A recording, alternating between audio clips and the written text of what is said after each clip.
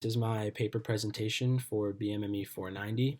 And the paper that I chose is Targeted Epigenetic Remodeling of Endogenous Loci by CRISPR-Cas9 based transcriptional activators directly converts fibroblasts to neuronal cells. So jumping right into some previous works that has been studied both in our class as well as in this paper. One of them is tail-based transactivators targeting an enhancer of OCT4 to generate mouse iPSCs. And what this, if you're looking at the waterfall of that we've studied earlier, that's a reprogramming of a cell from a differentiated state to a pluripotent state. As well, another study, previous work, is on direct conversion of primary mouse embryonic fibroblasts, or PMEFs, to skeletal myocytes using DCAS9 based transactivator targeting endogenous NYOD1 gene. So this, if you're looking at the waterfall, is more of a direct reprogramming of a differentiated cell, and that's by targeting an endogenous gene and trying to get the transcription of endogenous gene, which will cause this. So what these previous works have in common is that they have all involved targeted activation of a single transcription factor to guide reprogramming or differentiation. And what's different in this study is that it aims to target multiple, or namely 3 transcription factors to induce direct reprogramming from a PMEF to an induced neuronal cell. So the problem, or the question that's being addressed in this study is targeting of multiplex endogenous gene activation sufficient for reprogramming PMEFs to induce neuronal cells? And the way that they approached this was by way of DCAS9 based transactivation of BAM factors, and these BAM factors are BRN2, ASCL1, and MYT1L, and these BAM factors are important for the induction, or for the proper function of an induced neuronal cell, and that has been previously studied.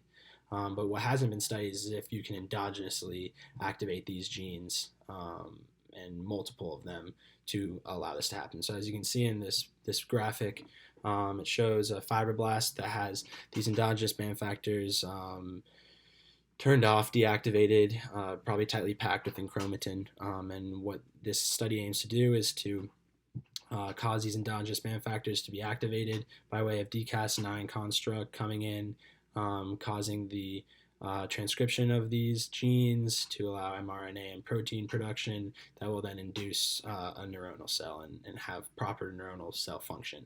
So the expected outcomes and what they studied to see if this worked was one, epigenetic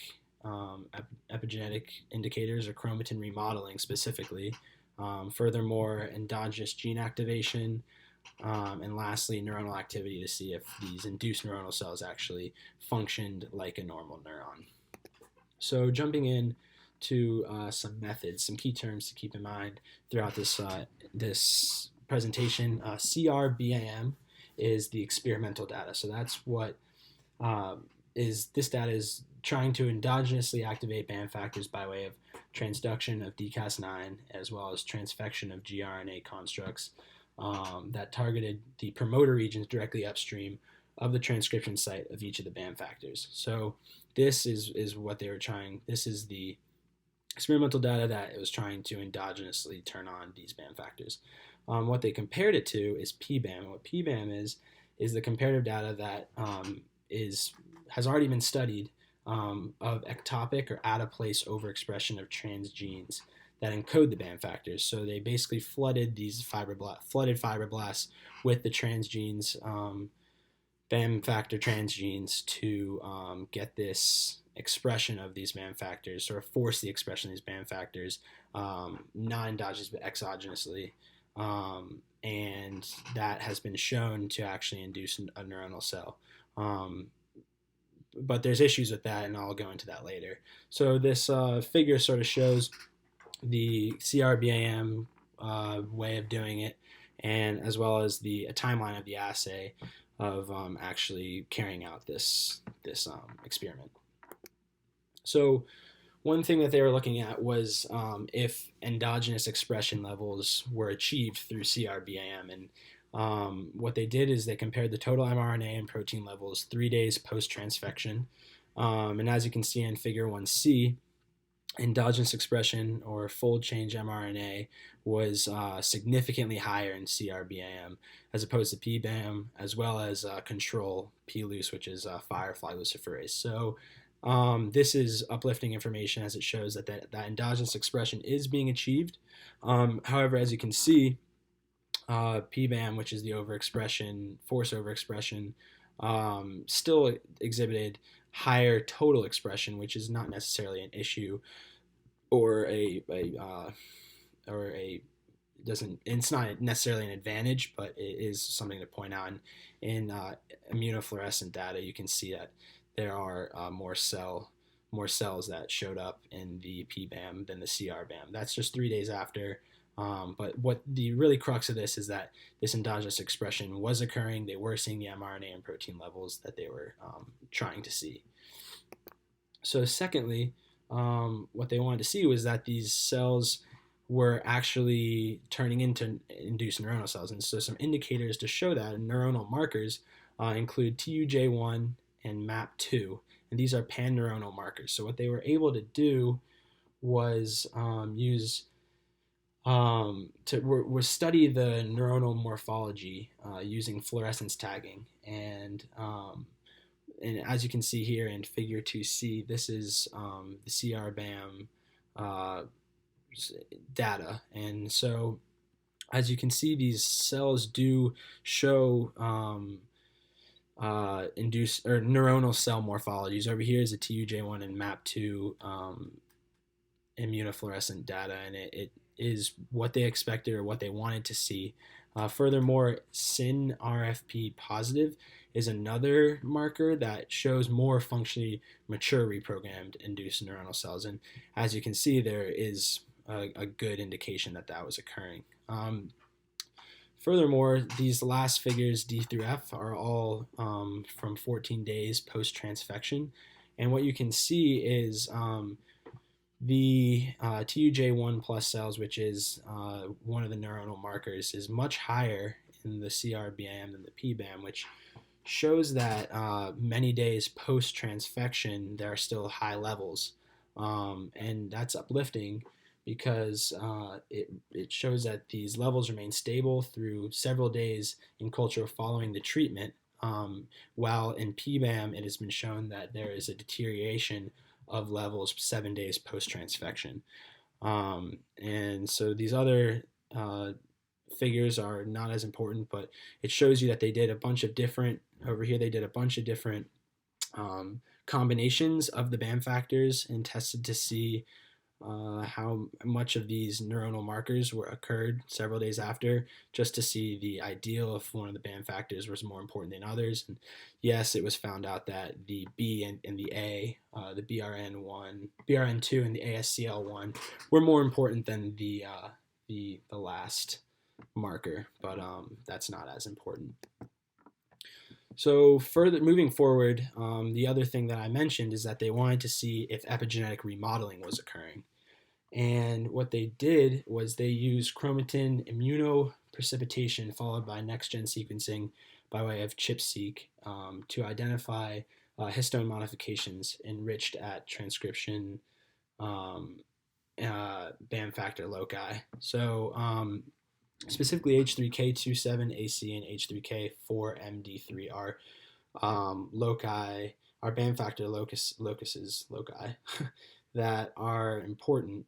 And as you can see, the CRBAM at these specific sites within the loci have high fold enrichment, which show that the epigenetic remodeling of the DNA was occurring at high levels, which would further allow for these BAM genes to be able to transcribe effectively. And this is for BRN2 and ASCL1.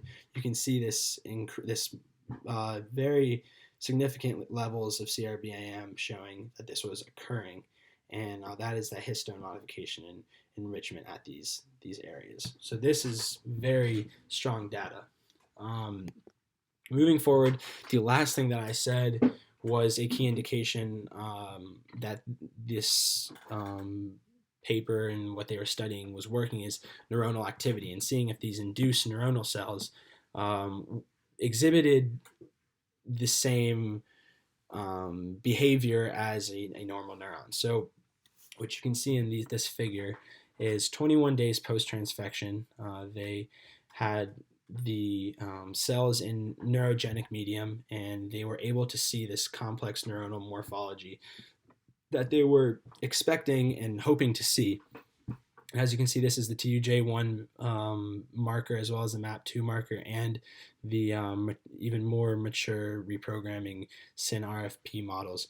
As you can see, these cells that were once fibroblasts look very much like neurons, with, as you can see, a cell body, dendrites, as well as axons showing, and it's pretty clear data. Furthermore, to test and see if they function like neurons, they did some patch clamp analysis to see if action potentials were occurring with the same behavior, and as you can see here, it's a pretty clear indication that it was successful.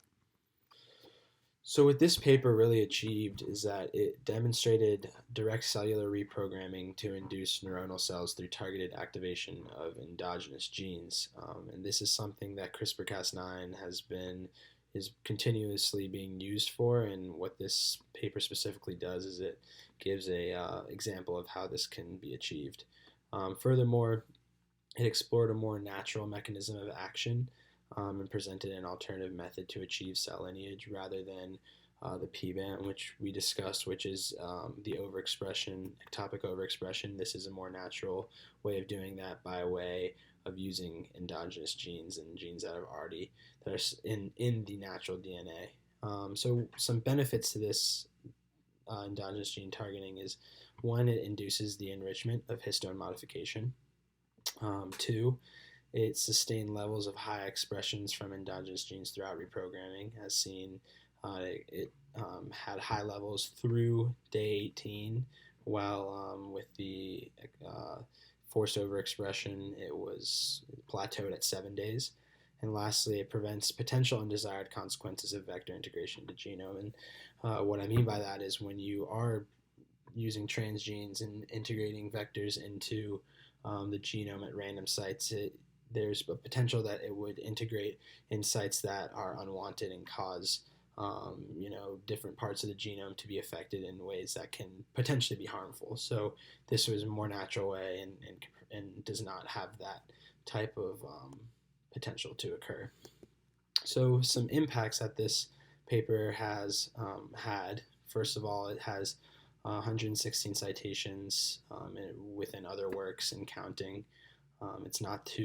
This study is not very old, so I'm sure that there is studies out there that continues to be using what was seen in this and using this as a precedent. Furthermore, demonstrated the efficacy of multiplex endogenous gene activation, which had not been done. Like I said, only single endogenous gene activation had been studied, but this efficiently used multiple genes, 3 to be exact, and found that it was possible and it worked quite well.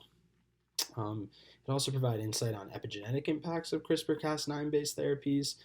As you saw, there was very high epigenetic remodeling and histone enrichment, which was something that was a key find within this paper. And lastly, it provided advances with genetic reprogramming fidelity and extension of the breadth of donor cells amenable for reprogramming. So as genetic engineering continues to move forward and advances continue to be found, papers such as this is another drop in the bucket to find cures for things, find ways that therapies can be effective, and find different ways to achieve things that very recently were not possible. So I hope you enjoyed this presentation. I hope it was clear. If you have any questions, please feel free to reach out to me by email. And thank you for listening.